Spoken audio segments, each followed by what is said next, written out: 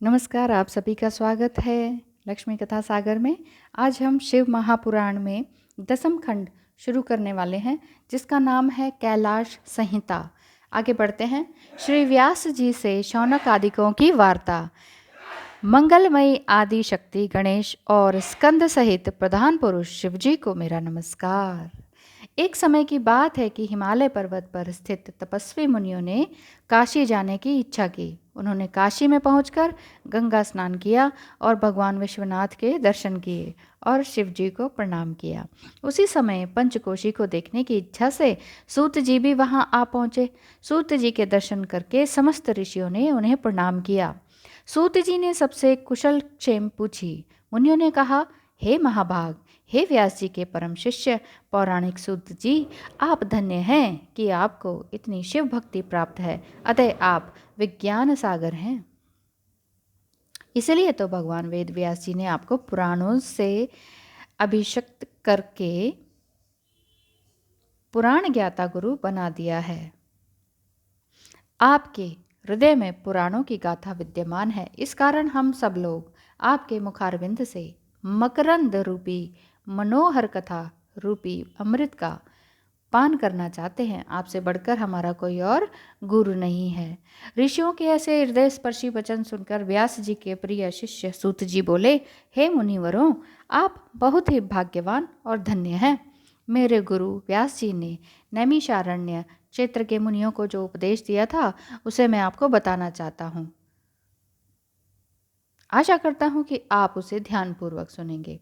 जब स्वारोचिष मनु थे, तब उनके अंत में दृढ़ वृत्ति तपस्वी ऋषियों ने नैमिषारण्य में सब सिद्धियों को प्रदान करने वाला एक ऐसा यज्ञ किया था कि जिससे सभी ऐश्वर्यों को जान गए। उन्होंने मन में व्यास जी को प्रणाम करके शिव भक्ति में लीन होकर भस्म और रुद्राक्ष धारण किया। तभी वहां व्यास जी आ गए। मुनियों ने व्यास जी को स्वर्ण के आसन पर बैठाया। व्यास जी ने मुनियों से कुशल क्षेम पूछी। ऋषि बोले, आपके दर्शनों से हम कृतार्थ हो गए। अब आप हमें शिवजी के परम स्वरूप के विषय में कुछ बतलाइए। तब श्री वेद व्यास जी ने ओंकार युक्त परमेश्वर श्री शिव पार्वती का मनि मन स्मरण किया और कहने लगे, पार्वती जी का महादेव जी से प्रणव प्रश्न। व्यास जी आगे बोले, हे ऋषि वृंद, शिव जी का वास्तविक ज्ञान ही प्रणव अर्थ का प्रकाश करने वाला है और यह उसी को प्राप्त हो सकता है जिस पर भगवान शिव जी प्रसन्न हैं। अब मैं आपको उमा महेश का प्राचीन काल में जो संवाद हुआ था उसे बतलाता हूँ। यानी कि शिव जी और माँ पार्वती का जो भी उनके बीच में बातें हुई थी उसके बारे में व्यास जी आगे बताने वाले हैं, जिन्होंने शिव पुराण को रचा है।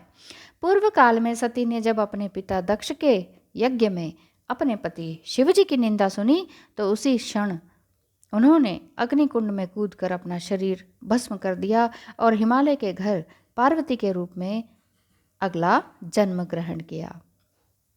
नारद जी के उपदेश से शिव जी को प्राप्त करने के लिए उन्होंने तप किया। तब हिमालय ने शिव जी के साथ पार्वती का विवाह कर दिया। एक बार देवी पार्वती ने अपने पति शिवजी से कहा, हे प्राणेश्वर, मैं आपकी वही स्त्री हूँ जो कि पिता दक्ष के यहाँ आपकी निंदा सुनकर शरीर त्याग दिया था।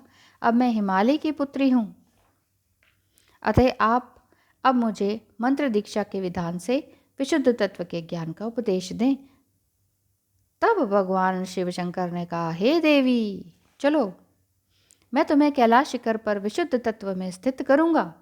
तब पार्वती जी और शिव जी कैलाश पर्वत पर गए। वहां भगवान शिव ने पार्वती को प्रणव मंत्र से दीक्षित कर शुद्धात्मा में स्थित किया। तब पार्वती को उनकी सखियों ने पुष्प आदि से अलंकृत किया। पार्वती जी ने शिव जी से प्रणव की उत्पत्ति के विषय में पूछा। शिव जी ने पार्वती को बताया, हे देवी, प्रणवात्मक मंत्र सब मंत्रों का बीज है। यही बीज वृक्ष के समान सूक्ष्म से भी सूक्ष्म स्थूल वेद का आदि सार और मेरा स्वरूप है। वही तीनों गुणों से परे सर्वज्ञ और सबके कर्ता है। प्रणव अर्थात ओम, यह एक अक्षर का मंत्र है जिसमें सर्वशक्तिमान शिवजी विद्यमान है तथा विश्व की समस्त वस्तुएं गुणमयी हैं। इस प्रकार प्रणव का अर्थ ओम ही है। ओमकार स्वरूप संसार से शिवजी ही सर्वप्रथम संसार के निर्माण करता है। प्रणव शिव मंत्रों का शिरोमणि है और यह ओमकार ही मैं काशी में प्राण त्याग करने वालों को प्रदान करता हूँ। हे पार्वती, इस प्रणव मंत्र के ज्ञान से परम सिद्धि प्राप्त होती है। ब्रह्म से लेकर प्राणियों तक यह प्रणव ही सबका प्राण है। प्रणव बाद में ओम हो जाता है।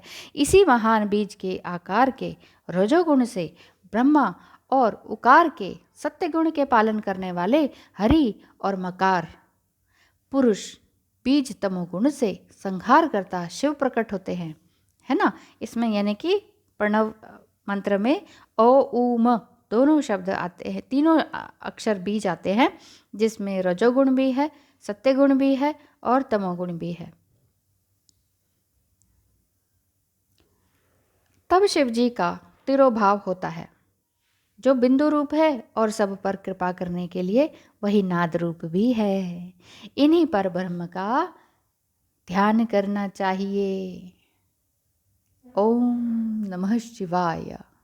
आज की वीडियो देखने के लिए बहुत बहुत धन्यवाद। माँ सरस्वती, माँ शिव जी, माँ पार्वती आपकी हर मनोकामना पूर्ण करें। वीडियो देखने के लिए बहुत बहुत धन्यवाद। नमस्कार।